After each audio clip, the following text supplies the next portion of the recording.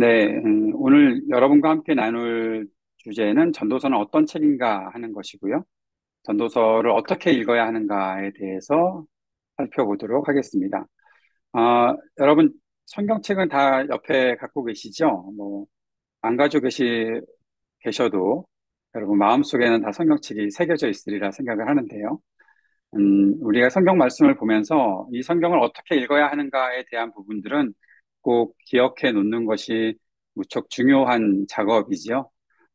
그렇지 않고서는 우리가 성경을 오해할 수도 있고, 또 성경이 어떻게 기록되었는지, 또 이것에서 말하는 의미가 무엇인지, 성경 전체에서는 어떤 주제를 갖고 있는지, 또 어떤 흐름 속에서 어떻게 나타나고 있는지를 우리가 잘 볼 수 있어야 하는데, 그 일들을 우리가 해 나가는 것은 무척 중요한 작업이다 생각을 합니다.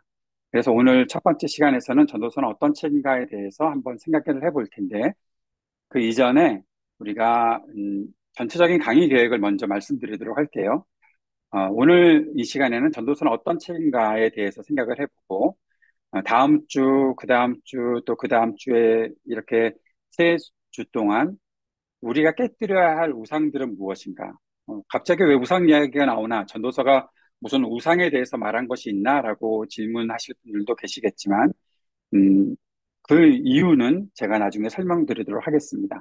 근데 여기 여러분이 아마 그 강의의 제목들을 보시면 아실 텐데, 깨뜨려야 될 우상들이 있다. 그래 놓고 헛되다라는 거, 헛됨 1, 2, 3 나와 있으니까, 아, 헛된 것들을 깨뜨린다는 것이 바로 우리의 우상을 깨뜨린다는 의미겠구나라고 생각하시는 분들이 분명히 있으실 거라고 생각을 하고요.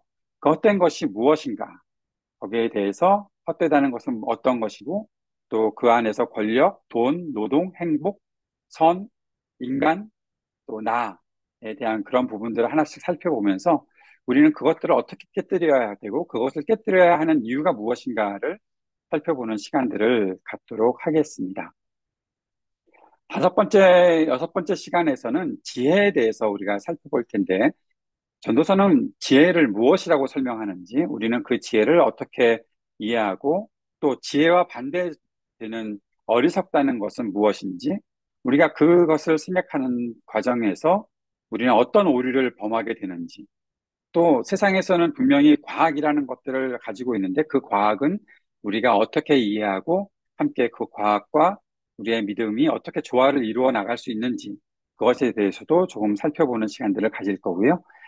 지혜가 있다면 그 지혜를 가지고서 우리가 가장 참된 것이 하나님께서 말씀하시는 지혜가 어떤 것인지도 생각을 해보고 그 지혜를 한번 테스트해보는 과정들, 그 속에서 우리가 겪게 되는 혹시 위험 요소는 없는지도 한번 살펴보려고 생각하고 있습니다.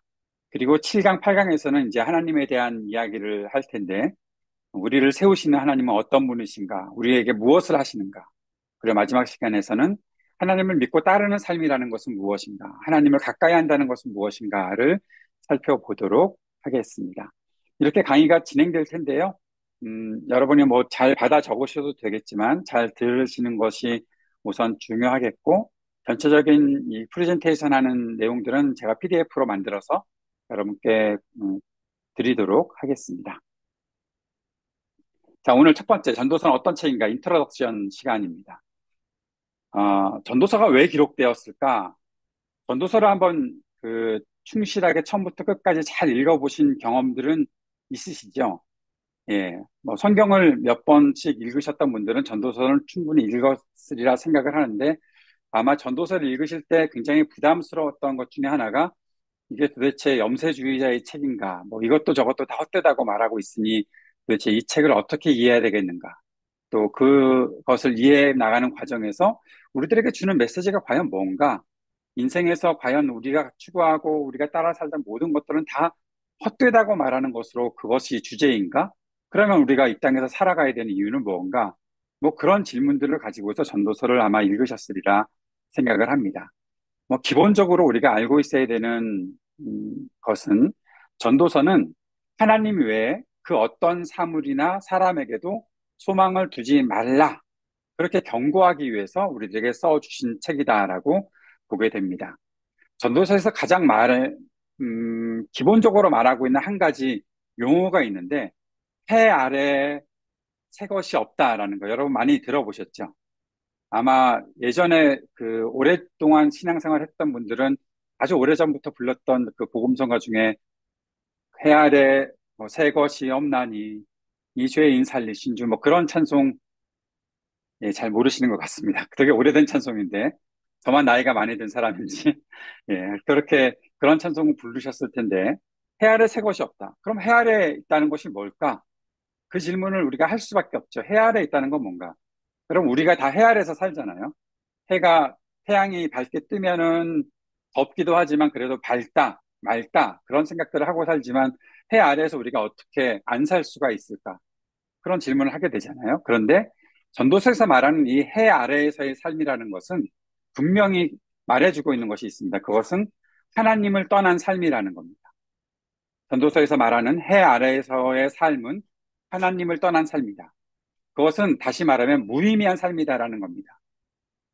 하나님을 떠난 삶은 무의미한 삶이다. 그것을 말하기 위해 전도서는 해 아래에서 사는 삶에 대해서 말하고 있습니다.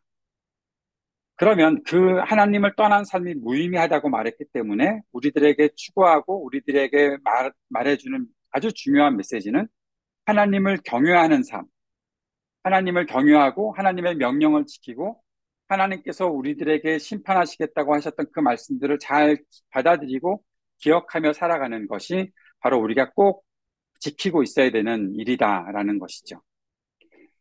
이 이야기들을 전체적으로 하는 이유가 무엇인가 하면 우리 사람이라는 존재가 하나님 없이도 나 스스로 잘 살 수 있다고 오해하는 경우들이 굉장히 많다는 겁니다. 왜냐하면 우리가 어, 그냥 어느 순간 살고 있잖아요. 여러분 아침에 일어나서 간절히 주님께 기도하고 또 성경 말씀 읽고 그렇게 우리가 삶을 시작했으니까 하루 종일 잘 살 수 있잖아요. 그런데 만약 그것을 어느 순간 잊어버렸어요. 너무 바빠서 오늘은 기도도 못했네. 오늘은 말씀도 읽지 못했네. 그러면 내 오늘 일상이 완전히 다 무너지고 아주 이상해지나요? 안 그럴 수도 있잖아요. 그런데 그것이 안 그럴 수도 있다는 것을 몇 번 경험하다 보면 그냥 뭐 나는 살면 되지. 라는 그런 생각들로 내 일상의 아주 중요한 부분들을 더 추구하게 되고 그것들을 붙잡고 그냥 살아가는 것에 대해서 별 의미 없이 지내는. 전에 우리 그 정한덕 선생님 오셔서 말씀 전해 주셨던 거 혹시 기억하시는 분들 계실지 모르겠는데 그때 식사기도 하라는 말씀 하셨던 거 혹시 기억하시나요? 그런데 그때 그 분이 오셔서 그런 말씀 하셨는데 가만히 생각을 해보면 식사기도 내가 안 하고 먹었다고 체했나요? 식사기도 내가 하고 먹었다고 소화가 더 잘 됐나요? 어떤 때는 식사기도를 하고 먹었어도 배가 아플 때도 있고 이상함을 경험할 때도 있는데 뭐 그런 식으로 살다 보면 내가 꼭 뭐 하나님께 이렇게 매달려서 살아야 돼? 하는 그런 생각을 하는 경우들이 우리 속에 생긴다라는 거죠. 그러다 보면 우리 속에서 내가 뭐 하나님에 대한 어떠한 감각이 조금 음, 덜해도 충분히 잘 살 수 있네. 뭐 다른 사람들이나 나나 별 차이 없네라는 그런 생각들로 이렇게 자꾸 바뀌면서 하나님에 대한 경외심, 하나님의 명령을 지키는 것 그런 것들에 대해서 자꾸 이상하게 일상적인 모든 것들, 내가 뭐 더 중요하게 생각하는 어떤 것들 그런 것들에 내 마음을 더 둘 수도 있다는 거죠. 그렇게 살아가면서 아주 우리가 심각한 오류를 범하게 되는 것이 무엇인가 하면 우상이 우리 속에 생긴다는 겁니다. 내가 더 중요하게 생각하는 우상이 내 마음속에 자리 잡는다는 것. 전도서에서 말하는 헛되다, 헛되다, 헛되다, 헛되다라는 것들이 반복될 때마다 아마 여러분이 일주일, 오늘 이 공부를 한 다음에 다음 주에 만날 때까지 전도서를 한 번 정도는 읽어 오실 거라고 생각을 하는데, 읽으시겠죠? 네, 그렇게 오실 거라 생각을 하는데, 그 헛되다라고 말하는 것들을 한번 잘 연결시켜서 보십시오. 무엇을 헛되다라고 얘기했는지. 그런데 무엇을 헛되다라고 얘기했던 그 한 존재 하나하나들이 우리가 얼마나 중요하게 생각하고 있었던 것인지를 알게 되는 경우가 있습니다. 그런데 그 중요함이 어디까지 나아가나 하면 내가 하나님을 나의 인생에 가장 중요하다고 생각하는 것보다 더 내가 이것을 더 중요하다고 생각했구나. 이것이 없으면 안 된다고 생각했구나 하는 그런 일들이 우리 속에 굉장히 많이 나타난다는 거예요. 그것을 가리켜서 전도서는 우상이라고, 우상이라는 말은 그 단어가 전도서에 등장하진 않지만 그것들이 우상이라는 사실들을 우리가 알게 되고, 그래서 칼빈은 전도서는 우상을 파괴하기 위해서 만든 책이다라는 그러한 이야기도 했었습니다. 우리가 무척 신뢰하고 있지만 곧 쓸모 없어질 것들에 대한 것에 대해서 고찰할 수 있도록 만드는 것이 전도서의 목적이다라고 볼 수 있는 것이죠. 좀 전에 말씀드렸던 것처럼 잔 칼뱅이라는 종교개혁자는 우리 인간의 마음을 우상 제조소라고 그렇게 말했었습니다. 여러분, 로마서 1장 21절부터 25절까지 말씀을 한번 펴보실 수 있으면 좋겠는데, 안 펴보실 분들을 위해서 친절한 저는 여러분께 읽어드리도록 하겠습니다. 그것도 세번역 성경으로 쉽게 읽어드리도록 할게요. 로마서 1장 25절부터 21절에서 25절까지. 사람들은 하나님을 알면서도 하나님으로 영화롭게 해드리거나 감사를 드리기는커녕 오히려 생각이 허망해져서 그들의 지각 없는 마음이 어두워졌습니다. 사람들은 스스로 지혜가 있다고 주장하지만 실상은 어리석은 사람이 되었습니다. 그들은 썩지 않는 하나님의 영광을 썩어 없어질 사람이나 새나 네발 짐승이나 기어다니는 동물의 형상으로 바꾸어 놓았습니다. 그러므로 하나님께서는 사람들이 마음의 욕정대로 하도록 더러움에 그대로 내버려 두시니 서로의 몸을 욕되게 하였습니다. 사람들은 하나님의 진리를 거짓으로 바꾸고 창조주 대신에 피조물을 숭배하고 섬겼습니다. 하나님은 영원히 찬송을 받으실 분이십니다. 아멘. 하나님을 알면서도 하나님을 영화롭게 해드리지 않고 감사도 드리지 않고 오히려 생각이 허망해졌는데 그 마음이, 지각 없는 마음이 어두워져서 자신들은 지혜 있다라고 주장하지만 실상은 어리석은 사람이 되었다. 로마서 1장 21절부터 25절까지의 말씀을 이렇게 읽어가다 보면 전도서에서 이야기하고 있던 것들이, 전도서에서 헛되다라고 말하는 그 존재들이 사람들이 굉장히 중요하게 생각하고 따르는 그런 존재들이었구나라는 사실들을 알게 됩니다. 그래서 칼빈은 이런 얘기를 하는데, 어, 전도서가 신약에서 한 번도 인용된 적은 없지만 사도 바울은 전도서의 내용들을 충분히 마음속에 품고 지금 로마서 1장에 이 말씀들을 하고 있다라는 거예요. 아주 어리석은 사람, 썩어버릴 존재를 가지고 그것을 하나님처럼 여기는 사람의 그 죄성들을 말하고 있다라는 겁니다. 앞에서 말씀드렸던 것처럼 전도서는 한 번도 우상이라는 말을 사용하지 않는데 대신 전도서에 나오는 많은 것들이 명예, 권력, 관계, 쾌락, 지혜, 신앙, 그것들이 우상이 될 수 있다고 지적하고 있는 거죠. 좀 당황스러우신 것은 아마 지혜, 신앙, 이것까지 우상인가? 라고 그렇게 질문하실 분들이 계실지도 모르겠어요. 이건 뭔가 하면 내가 지혜를 찾았어. 그래서 내가 이만큼 지혜로울 수 있어. 내가 잘 판단하지. 내가 판단하는 것은 항상 옳아. 그러니까 내가 틀린 것이 없지. 라고 생각하는 일들이 결국 우리가 우상처럼 따르는 일이 된다는 거예요. 어떤 때는 굉장히 자신감 있는 사람들이 있잖아요. 야, 그거는 이거야. 내가 살면서 다 경험해 봤어. 너 아직 그만큼 안 살아봐서 모를지도 모르지만, 야, 그거는 이렇게 되는 거야. 아주 그냥 한 번에 단언해버리는 그런 경우들 경험해보지 않으셨나요? 그런 경우들이 있다는 거죠. 신앙, 또 마찬가지입니다. 내가 믿는 하나님, 내가 하나님을 이렇게 믿고 있는데, 이렇게 믿는 것이 맞는 거지. 저렇게 믿으면 안 돼. 여러분, 신앙 생활에 있어서도 다양한 모습들이 있을 수 있거든요. 충분히. 그런 것들을 틀리다라고 말할 수 없거든요. 다양한 모습들이 있는 것들을. 그런데 내가 갖고 있는 신앙만 바른 것이야 라고 생각하는 그런 일들이 결국에는 우상화될 수 있다는 거예요. 성경에서 하나님이 이사야서에서 그런 말씀하셨어요. 쟤네들이 보니까 나를 진짜 잘 섬기는 사람처럼 그렇게 말하고 다니는데 실상 보면 걔네들이 나를 언제 경배한 적 있니? 나에게 재물을 잘 바치고 제사 잘 드린다고 그렇게 했던 적이 굉장히 많고 그것 때문에 자기들은 굉장히 복받은 인생이라고 생각하고 있는 것 같은데 진짜 그러니?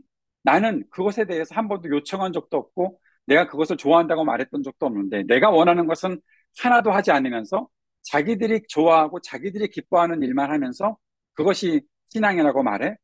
여러분, 그러면 그 신앙은 자기가 만들어낸 우상이 되는 것이죠.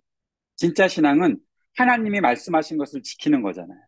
하나님이 뜻하신 바를 이루는 것이 진짜 신앙이고 그것이 진짜 믿음이잖아요.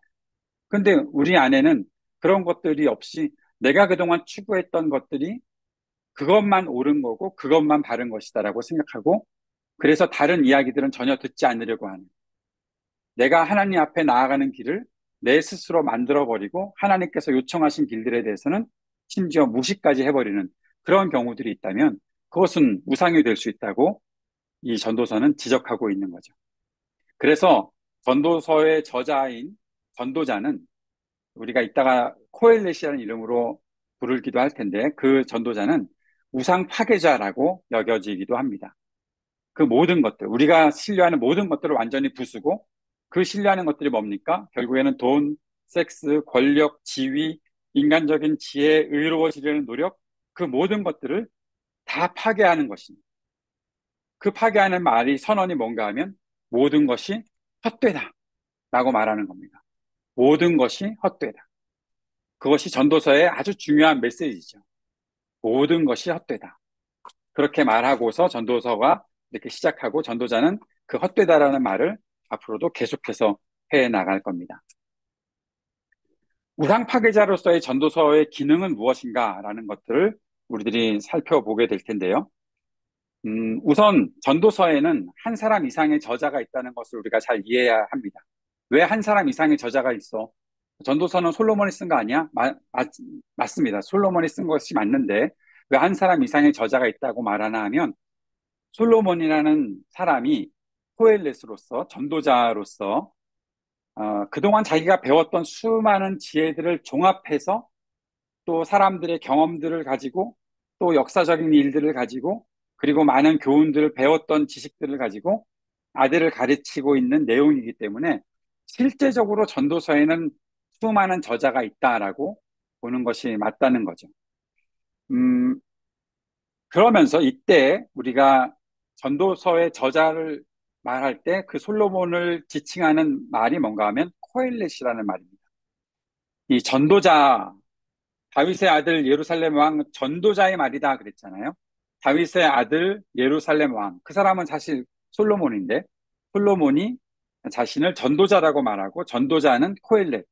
이 코엘렛이라는 말은 교사, 설교자 뭐 등으로도 번역할 수 있는데 전체적으로 볼 때는 회중 지도자, 사람들을 모아놓고 그들을 가르치는 사람으로서의 솔로몬의 자신의 어떠한 직분을 말하는 것이고 그 코엘렛이 이제 1장 12절부터 말하기를 시작하고 12장 7절에서 말을 끝맺는 그러한 일들로 쭉 진행되고 있다는 것을 볼 수가 있습니다. 전도서는 이 코엘렛의 말을 길게 인용해서 그에 대한 평가 결론을 자기 아들에게 가르치는 책이다라는 거죠. 코엘렛은 누구냐? 다윗의 아들 솔로몬. 그 솔로몬이 뭘 가르쳐? 우리가 솔로몬을 알잖아요. 여러분 솔로몬 아시잖아요. 만나본 적은 없어도 알잖아요. 솔로몬이 얼마나 못된 놈인지 알잖아요. 솔로몬이 세상에서 가장 지혜로운 사람이지만 사실 하나님께서 그에게 지혜를 허락하셔서 가장 큰 부를 허락하셔서 아주 위대한 왕으로 만들어 주셨음에도 불구하고 그는 결국 하나님의 말을 듣지 않고 하나님께서 하지 말라고 하는 일만 골라서 행했던 사람이 되어버렸고 그런 가운데서 결국에는 나라를 완전히 둘로 갈라지게 만드는 그러한 일들을 했다는 거죠. 그럼에도 불구하고 솔로몬이 이 이야기를 할 수 있다는 것, 뭔가 하면 권력, 지혜, 야, 그런 것들 속에 어떤 의미도 없어. 다 헛된 거야. 라고 말했다면 우리는 그 말은 그래도 신뢰할 수 있겠다라는 거죠. 무슨 뜻인지 아시겠어요? 솔로몬이, 야, 솔로몬 하나님 말씀 하나도 지키지 않았던 사람이야. 그 사람의 말을 우리가 따라서는 안 돼. 라고 말하는 순간 우리는 전도서를 읽으면 안 되겠잖아요. 그런데 전도서의 말씀이 유효하다라는 것은 솔로몬은 이 땅에서 가장 큰 부자였고, 가장 큰 권력을 가지고 있던 사람이었고, 가장 지혜로웠던 사람이라고 하나님께서 그렇게 말씀해 주셨고, 그 모든 것들을 가졌던 솔로몬이 그런 것만 갖고 있는 것은 다 헛된 일이야 라고 말했다면, 그 솔로몬보다 더 나은 부나 더 나은 권력이나 더 나은 지혜를 가지고 있는 사람이 이 세상에 아직 없으니까 혹시 여러분 중에 그런 사람이 앞으로 생긴다면 모르겠지만 그런 사람이 없으니까 솔로몬이 그것 다 헛되다라고 말했을 때는 아, 어떤 뜻이 그 속에 있겠구나라는 것들을 알게 될 것이고 왜 하나님께서 우리는 이제 왜 하나님께서 솔로몬을 통해서 이런 말을 하게 하셨는지 생각해 보면서 이 전도서를 공부하면 좋겠다라는 생각입니다. 코일렛의 교훈이 그 첫 번째, 전도자 코일렛의 교훈 첫 번째가 있습니다. 그것은 사람은 괴로운 인생을 살다가 죽는다라는 겁니다. 오늘 이제 서론에서 여러분께 조금 전도서의 요약처럼 말씀드리는 것이 바로 이것인데요. 전도서의 주제가 뭡니까? 전도서 공부하셨는데 8주 동안 공부하고 나서 남는 게 뭡니까? 라고 말했을 때 여러분이 꼭 기억하셔야 될 것 첫 번째, 사람은 괴롭게 살다가 죽는다. 이게 전도서에서 말하는 아주 첫 번째 교훈입니다. 전도서가 사람은 다 헛되라고 말하는 이유는 사람은 죽기 때문에 인생에 의미가 없다는 거예요. 여러분도 죽을 거잖아요. 저도 죽을 거고 다 죽잖아요. 죽으면 아무것도 아니라는 거예요. 전도자의 깨달음은 거기까지였어요. 어떤 것도 중요하지 않아요. 사람이 추구하면서 뭐 오늘 뭐 맛있는 거 드셨습니까? 오늘 장모님 모시고 저는 코다리 냉면을 먹었는데 그거 먹어도 별 의미 없는 거예요. 그거 아무리 맛있게 먹어도 별거 아닌 거예요. 뭐 저녁을 이따가 뭘 맛있게 먹을지 모르겠는데 아무리 맛있는 거 먹어도 아무것도 아닌 거예요. 뭐 공부를 얼마나 많이 하셨습니까? 박사 학위를 받으셨습니까? 죽는데 무슨 소용이 있냐? 죽으면 끝이야. 끝나는 거잖아. 여러분 뭐 돈을 많이 버셨습니까? 죽으면 끝이에요. 아무것도 아닌 거예요.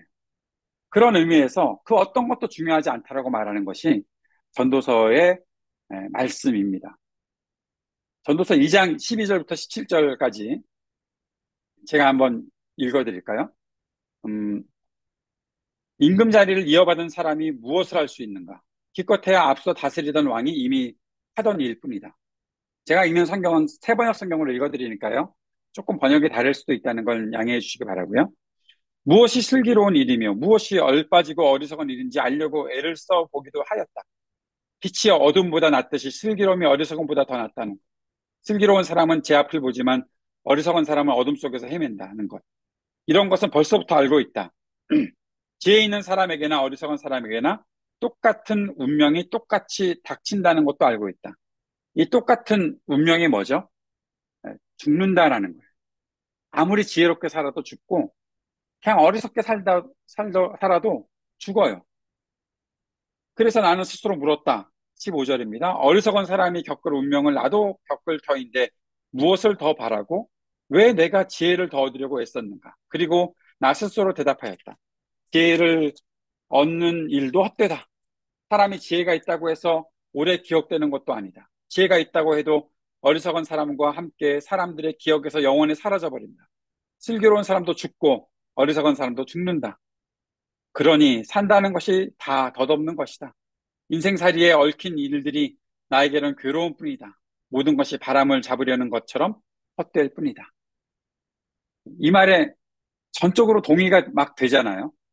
그동안 내가 좀 뭐 의미 있게 산다, 내가 좀 지혜롭게 산다라고 생각했는데 전도자 이 코일렛의 말이 사람은 다 죽어. 뭐 그렇게 지혜롭게 살려고 내가 애썼어 라고 말하면 그럴 수밖에 없겠네. 이게 바로 코일렛의 중요한 첫 번째 교훈이라는 것을 우리가 꼭 마음속에 담아 놓았으면 좋겠습니다. 이걸로 끝이 아니잖아요, 전도서가. 우선.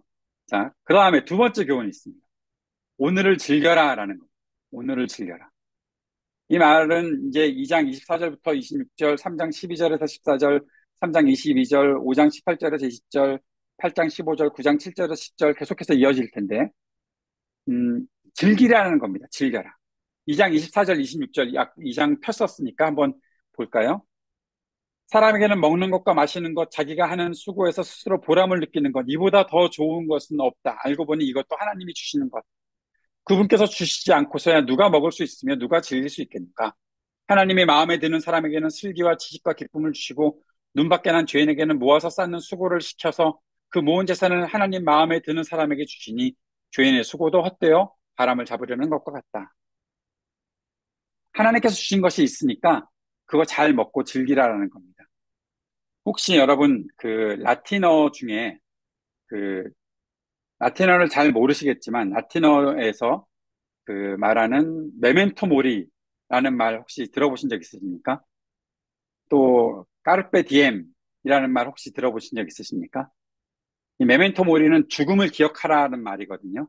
그리고 까르페 디엠은 오늘을 즐겨라라는 그런 말입니다. 이 전도서에서 이 두 가지 말을 다 하고 있어요. 지금 그냥 죽는데 뭐 다 헛돼. 그러니까 그러면 내가 지금 살아있을 땐 어떻게 죽으면 다 헛된 거니까 그냥 확 죽어버려? 막 그렇게 말하고 있는 것이 아니라 죽을 때까지 하루하루에 하나님께서 주신 것들을 즐기면서 살아. 오늘을 즐기면서 살아야지. 라고 말하는 거죠. 이 두 가지의 주제가 아주 전도서에서 말하고 있는 메멘토 모리, 까르페 디엠 이 두 가지가 전도서에서 크게 말하고 있는 주제라는 것을 보면 참 재밌게 전도서를 읽어나갈 수 있습니다. 그런데 한 가지 문제가 있습니다. 오늘을 즐겨라라고 말했을 때 그때 갖게 되는 문제가 뭔가 하면 기쁨이 주는 유익이라는 것이 험난한 삶이 주는 고통을 일시적으로 가리는 것뿐이다라는 거예요. 5장 20절 말씀을 찾아보면 하나님은 이처럼 사람이 행복하게 살기를 바라시니 덧없는 인생살이에 크게 마음 쓸 일이 없다라는 그런 이야기를 하고 있습니다. 내가 잠깐 기뻐. 오늘을 내가 즐기면서 잠깐 기쁠 수 있어. 그런데 그게 과연 그것만 가지고서 내가 뭐 그것만 그럼 추구하며 살아야 되나? 내가 오늘도 즐거운 일 찾고 뭔가 막 그렇게 재밌게 살아야 되는가? 그런데 그거 하나님께서 내게 주지 않으시면 헛된 것인데 내가 세상에서 찾는 그러한 기쁨이라는 것이 얼마나 유효한 것일까라는 생각들을 하게 되면 결국에는 내가 오늘 기뻤다, 즐거웠다. 그것이 내 인생이 계속해서 괴로움이 지속되고 있는데 그 속에서 나의 고통을 일시적으로 가리는 것밖에는 되지 않는 것이 아닐까라는 생각을 할 수밖에 없다는 거죠. 그래서 어떤 사람은, 어떤 신학자는 전도서에서 말하고 있는 즐거움을 이렇게 말합니다. 그건 영혼에 주사한 노보카인이다. 노보카인이라는 게 뭔가 하면 국부 마취제거든요. 내가 막 아플 때 그 주사를 맞아서 그 통증을 잠깐 없애게 해주는 그런 것밖에는 되지 않는다라는 그런 이야기도 하고 있습니다. 크게 다시 보면 사람은 괴로운 인생을 살다가 죽는다라는 것이나 오늘을 즐겨라라는 것이나 전도서에서 말하는 아주 중요한 주제이긴 하지만 결국 우리의 현실을 말해주고 있는 그 사실을 말해주고 있는 것밖에는 되지 않는다라는 생각을 하게 된다는 거죠. 그래서 코일렛이 세 번째로 교훈하고 있는 것이 있습니다. 그것은 이 땅에서 하나님의 정의가 어떻게 드러난다고 가르쳐야 하는지 의문을 제기하고 그 의로움에 대해서 적절한 보상이 주어지지 않는 삶에 대해서 이야기하고 있습니다.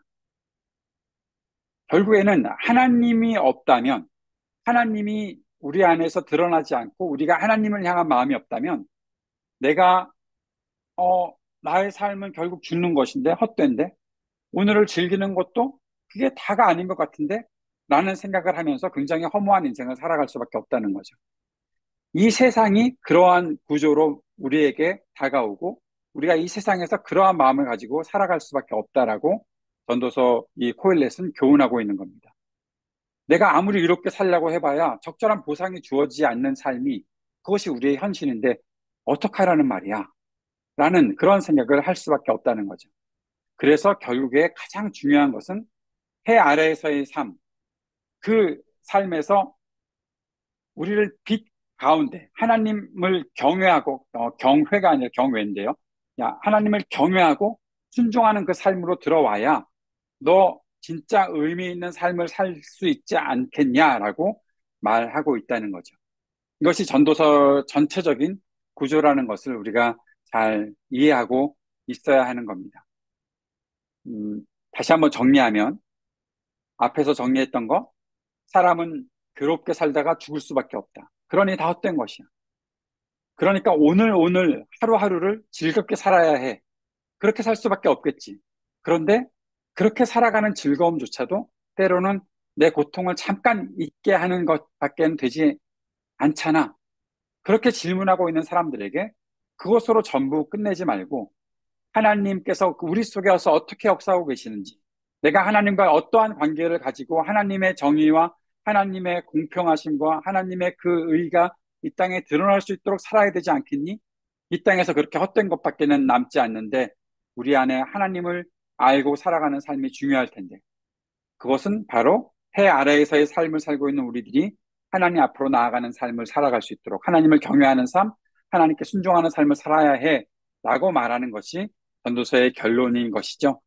전도서 12장 13절 14절 우리가 아마 잘 알고 있을 텐데, 할 말은 다 했다. 결론은 이것이다. 하나님을 두려워하여라. 그분이 주신 계명을 지켜라. 이것이 바로 사람이 해야 할 의무다.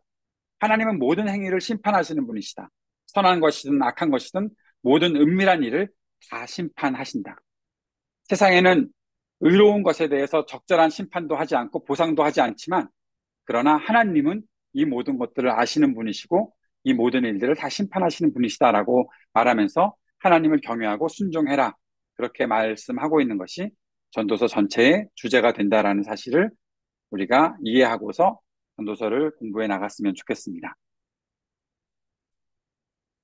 아까도 말씀드렸던 것처럼 신약 성경은 전도서를 어떻게 말하고 있는가? 우리가 꼭 기억하고 있어야 되는 성경에 대한 지식은, 성경은 구약과 신약이 함께 연결되어 있고 서로가 서로를 메아리처럼 불러온다는 겁니다. 구약만 가지고서 성경을 다 이해했다고 할 수도 없고요. 신약만 읽고 성경 전체를 다 이해했다고 할 수는 없습니다. 예전에 제가 전도사 천연병 시절에 그 교회에서 구약 성경을 가지고 설교를 했던 적이 있었는데, 어떤 장로님께서 아주 당당하게 저를 찾아오셔서 그런 말씀하시더라고요. 설교는 신약으로 해야 된다고. 왜요? 그랬더니 구약은 이미 지나간 하나님의 율법이기 때문에 구약을 우리가 아는 것은 별 소용이 없고 신약을 설교하고 신약을 공부해야 된다고. 그분은 왜 그런 오해에 빠지셨을까 저는 의문이 생겼는데요. 음, 오해하면 안 됩니다. 구약은 율법만 말하고 있고 신약은 은혜만 이야기하고 있다. 이건 진짜 큰 오해입니다. 구약도 하나님의 은혜를 말하고 있고요. 율법을 통해서 우리의 죄가 어떤 것인지, 인간이 어떤 존재인지를 적나라하게 드러내 주면서 그 속에서 하나님이 얼마나 은혜로우신 분이시라는 사실을 계속해서 증거하고 있는 것이 구약 성경이고, 신약도 마찬가지로 구약에 있던 내용들이 하나하나 같이 울리면서 하나님께서 이 땅을 어떻게 전체적으로 다스리고 계셨고, 창조 때부터 다시 오실 때까지 하나님은 우리를 위해서 무슨 일을 하고 계시는지, 이 땅을 위해 무슨 일을 하고 계시는지를 잘 가르쳐 주고 있기 때문에 우리는 구약과 신약을 함께 잘 어, 읽어 나가고 또 공부해야 되거든요. 아까도 말씀드렸던 것처럼 로마서의 말씀들이나 이런 말씀들을 전도서를 통해서 잘 읽어가다 보면 하나님께서 어떻게 우리에게 말씀하시는지를 잘 알 수 있게 됩니다. 그리고 또 한 가지, 하나님이 창조 세계를 어떻게 허무함에 굴복시키셨는지도 알 수가 있습니다.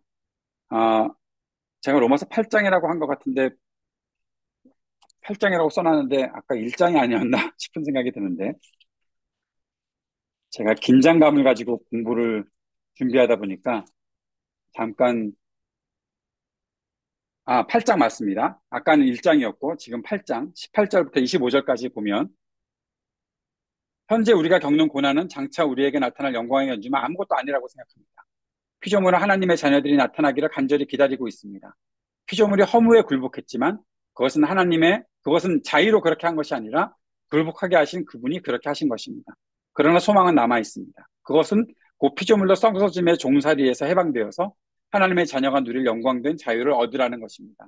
모든 피조물이 이제까지 함께 신음하며 함께 해산의 고통을 겪고 있다는 것을 우리가 압니다. 그뿐만 아니라 첫 열매로서 성령을 받은 우리도 자녀로 삼아 주신 것을 곧 우리 몸을 속량하여 주실 것을 고대하며 속으로 신음하고 있습니다. 우리는 이 소망으로 구원을 얻었습니다. 눈에 보이는 소망은 소망이 아닙니다. 보이는 것을 누가 바라겠습니까? 그러나 우리가 보이지 않는 것을 바라면 참으면서 기다려야 합니다. 굉장히 신비로운 그 말이 이 속에 있지 않습니까? 사도 바울이 전도서를 예를 들고 있지는 않지만 전도서에서 했던 그 말들, 피조물이 결국 허무함에 굴복했다라는 거예요. 전도서에서는 우리가 세상에서 섬기고 우리가 우상 삼았던 이 모든 피조세계의 것들이 다 헛되다라고 말하고 있는데 바로 그렇게 허무함에 굴복하게 된 이유가 무엇인가를 사도 바울은 하나하나 들어서 설명해 주고 있다는 거죠. 여기 사용되고 있는 헛되다라는 말이 그 헬라에서는 마타이오테스라는 그런 말입니다. 이것은 구약을 쓰고 있는 그 히브리어에서는 헤벨이라는 말인데 이 헤벨이라는 말이 갖고 있는 뜻은 어, 안개처럼 다 흩어질 것이다.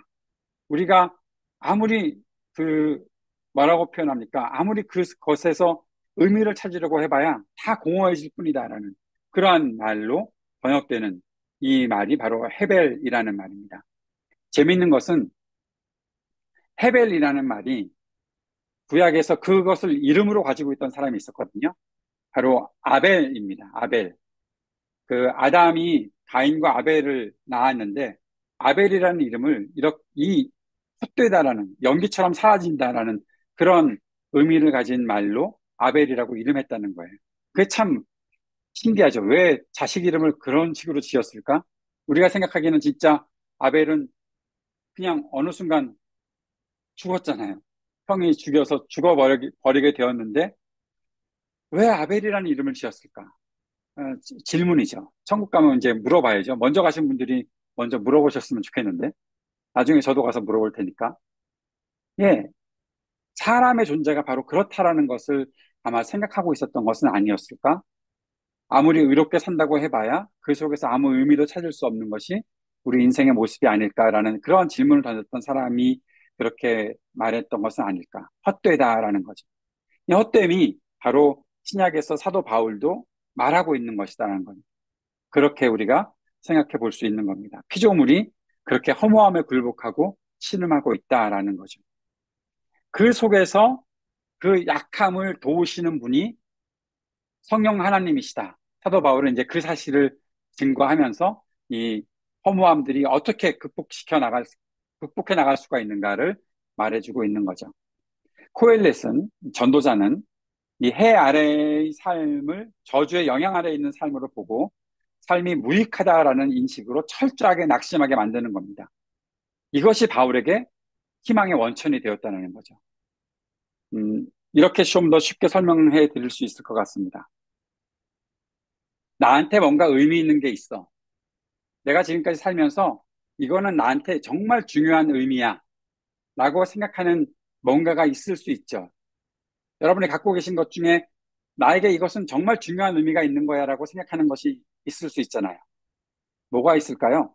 어떤 사람은 자신이 성공해서 지금 이루고 있는 나의 이 지위, 내가 지금 갖고 있는 어떠한 직책, 어떤 것들, 내 손에 딱 잡고 있는 거. 이거 내가 정말 내 삶의 노력을 다 기울여서 얻어낸 것이고 성취한 거야라고 생각하는 사람이 있을 수도 있고요. 또 어떤 사람은 뭐 자신의 자녀에 대해서 그렇게 생각할 수도 있죠. 내 자녀가, 내 아들이, 내 딸이 나에게 가장 중요한 의미야. 라고 생각하면서 살 수도 있을 것입니다. 그런데 우리가 이미 알죠. 그 모든 것이 다 별, 내가 생각했던 것만큼 그만큼 가치 있는 것은 아닐 수도 있어. 왜? 결국 그것에서 오는 실망감들이 있잖아요. 내가 언제 잃어버릴지 몰라. 아니면 나 그거 잃어봤어. 내가 정말 사랑했던 사람이 있었는데 그 사람도 내가 잃어봤어. 내가 가지고 있던 어떠한 노력, 그것이 다 허무가 되는 그런 일로 경험해 봤어. 그렇게 살아가고 있던 삶이 바로 우리의 해 아래에서의 삶이다라는 거죠. 그것을 코엘렛은 그러한 해 아래에서의 삶을 저주의 영향 아래에 있는 삶으로 보고, 다시 말하면 죄의 영향 아래에 있는 삶으로 보았고, 삶이 무익하다라는 인식을 갖게 만드는 거예요. 철저하게 낙심하게 만드는 거예요. 전도서를 읽다 보면 잘못 읽으면 결국 인생이라는 거 다 허무해. 아무것도 아니구나. 그런 식으로 끝나버릴지도 몰라요. 그런데 사도 바울은 이 속에서 희망을 찾는 거예요. 인간이 나는 내 스스로의 힘으로 절대 될 수 없어. 아무것도 이룰 수가 없어라고 생각하는 그 사람, 그 고백에서 우리는 하나님을 찾게 되고 하나님 앞으로 나아갈 수 있는 그 길을 열어갈 수가 있다는 거죠. 사도 바울은 그래서 지금 이것을 말하고 있는 거예요. 사도 바울이 사도행전에서 전도하다 보면 그런 이야기도 해요.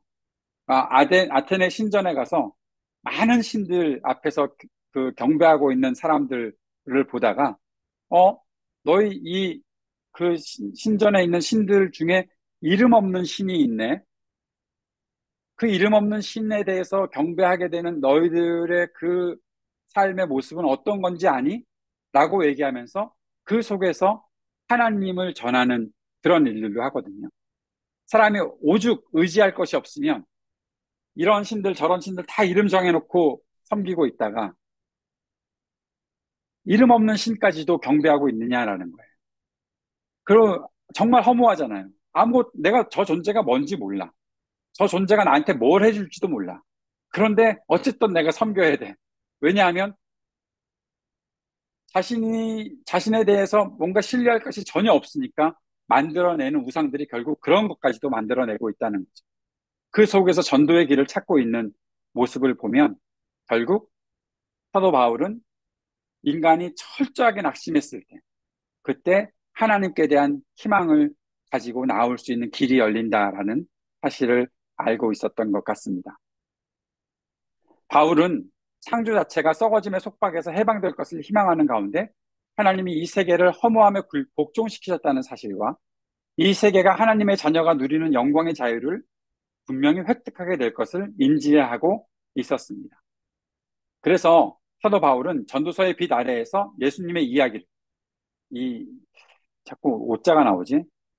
저의 그 부족함을, 모자람을 알게 하는 장면입니다. 예수님의 이야기를 읽게 한다는 거죠. 예수님은 우리를 허무한 세계로부터 자유를 얻게 하기 위해 자신을 허무한 세계에 굴복시키셨습니다. 아주 재미있는 것은 예수님이 자기를 비워서 십자가에 죽기까지 하셨다는 거예요. 다시 말하면 예수님도 해 아래에서의 삶의 허무함을 경험하셨다는 거죠.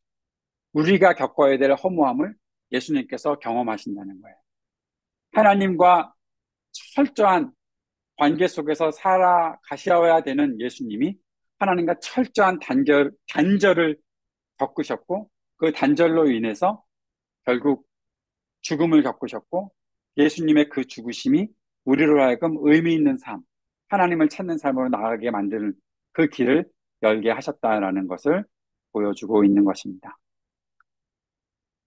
갈라디아서 3장 13절에 보면 예수님은 우리를 구속하기 위해서 저주를 받으셨다라고 그렇게 얘기했고, 고린도서 15장은 예수님께서 십자가에서 죽으시고 부활하셔서 죽음을 패배시키셨다고 말하고 있습니다. 죽음을 패배시키셨다는 것이 뭡니까? 아까 우리가 얘기했잖아요. 전도서에서 가장 큰 교훈으로 코엘렛의 첫 번째 말하고 있는 교훈이 사람은 괴롭게 살다가 죽는다라는 거였잖아요. 그래서 허무하고 그래서 그렇게 걱정하면서 살 수밖에 없는 사람들이 예수님께서 그 죽음을 패배시키시는 십자가 죽음과 부활, 그것을 우리들에게 안겨주심으로 인해서 이제 우리의 삶에 진짜 의미가 생겼다라고 말할 수 있는 그런 일들이 생겼다라는 거죠. 궁극적인 삶의 의미는 죽음을 이김으로 삶의 의미를 가져오신 예수님을 통해 하나님 안에서 발견된다는 것입니다.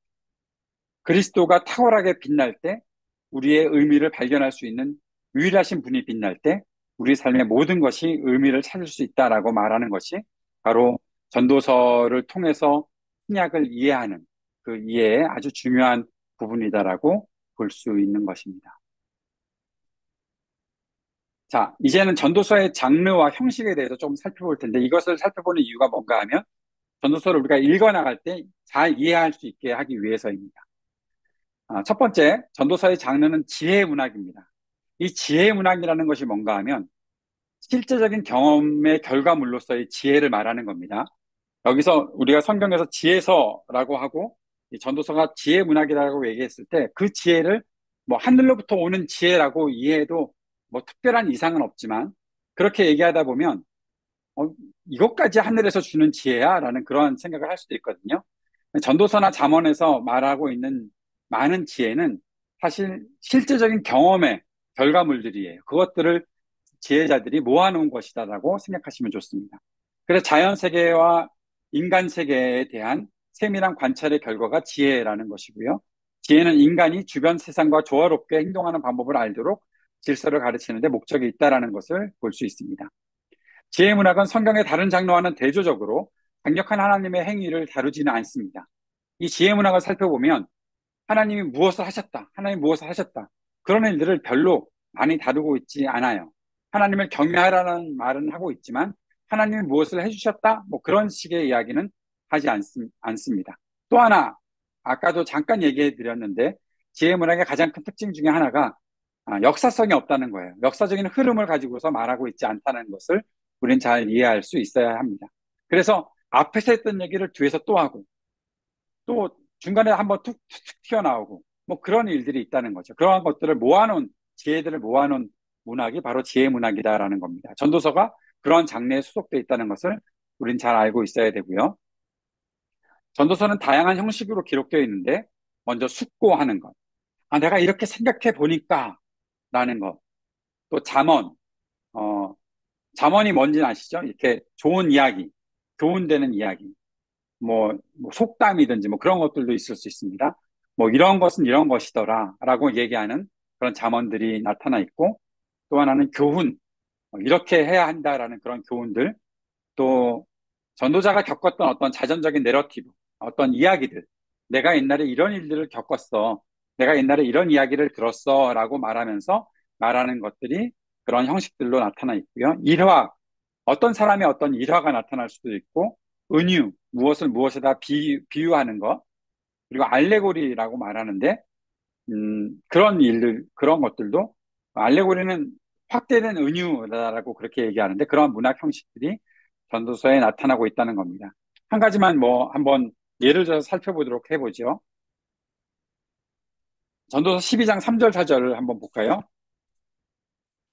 전도서 12장 3절 4절을 보면, 그때가 되면 너를 보호하는 팔이 떨리고 정정하던 두 다리가 약해지고 이는 빠져서 씻지도 못하고 눈은 침침해져서 보는 것마저 힘겹고 귀는 먹어 바깥에서 나는 소리도 못 듣고 맷돌질 소리도 희미해지고 새들이 지저귀는 노랫소리도 하나도 들리지 않을 것이다. 이거 권사님들 앞에서 이거 읽어드리면 권사님들 되게 싫어하십니다. 제가 어느 날 뉴저지에서 전도서 강의를 열었는데 권사님들이 되게 많이 몰려오셨어요. 그런데 제가 이 부분을 읽을 때 권사님들이 아예 듣기 싫어 막 그러시더라고요. 왜냐하면 자기들 이야기하는 것 같다라는 거예요. 그런데 이건 알레고리입니다. 이렇게 이런 일들이 사람들 속에 나타날 수 있다라는 것을 좀 확대된 은유로 말하고 있는 거예요. 이걸 그대로 이 본문을 그대로 해석해가지고 뭐 결국 인간이 다 이렇게 뭐 아주 못 쓰겠구만 뭐 그렇게 생각하고 해석해서는 안 된다는 거죠. 알레고리는 알레고리 자체로 해석하는 것이 맞습니다. 일화도 한번 볼까요? 일화 9장 13절에서 15절. 9장 13절에서 15절. 나는 세상에서 지혜로운 사람이 겪는 일을 보고서 큰 충격을 받은 적이 있다. 주민이 많지 아니한 작은 성읍이 있었는데 한 번은 힘센 왕이 그 성읍을 공격했다. 그는 성읍을 에워싸고 성벽을 무너뜨릴 준비를 했다. 그때 그 성 안에 한 남자가 살고 있었는데 그는 가난하긴 하지만 지혜로운 사람이므로 그의 지혜로 성을 구하였다. 그러나 어느 누구도 그 가난한 사람을 오래 기억하지 않았다. 일화예요. 한 일화가 그렇게 기록되어 있습니다. 지혜로운 사람이 성을 위해서 구해줬대요. 그런데 이 사람을 아무도 기억하지 않아요. 왜? 그 사람이 가난했기 때문에. 어, 세상을, 지금 이 세상을 그대로 나타내주고 있는 말이 이런 일화에 기록되어 있는 거예요. 그러면서 전도자는 뭐, 선한 것까지 망쳐지는 그러한 세상인데 뭘 우리가 기대하고 살겠어라는 그런 이야기를 하고 있는 것이죠. 이런 일화도 전도서에 기록되어 있습니다. 다른 내용들은 우리가 살펴보다 보면 아마 하나씩 알게 될 것입니다. 그럼 전도서의 전체적인 메시지가 무엇인가? 아까도 말씀드렸던 것처럼 모든 것이 헛되다. 그러니 죽음을 기억해라. 하나님의 선물을 즐겨라. 오늘을 즐겨라. 그런데 그렇게만 살아서는 안 되고 하나님을 경외해야 된다. 왜? 오직 하나님만이 삶에 의미를 주시는 분이시다. 하나님을 떠난 삶, 해 아래서의 삶은 의미가 없다. 그 사실을 말씀해 주는 것이 바로 전도서의 전체적인 메시지다라고 우리가 보면 되겠습니다.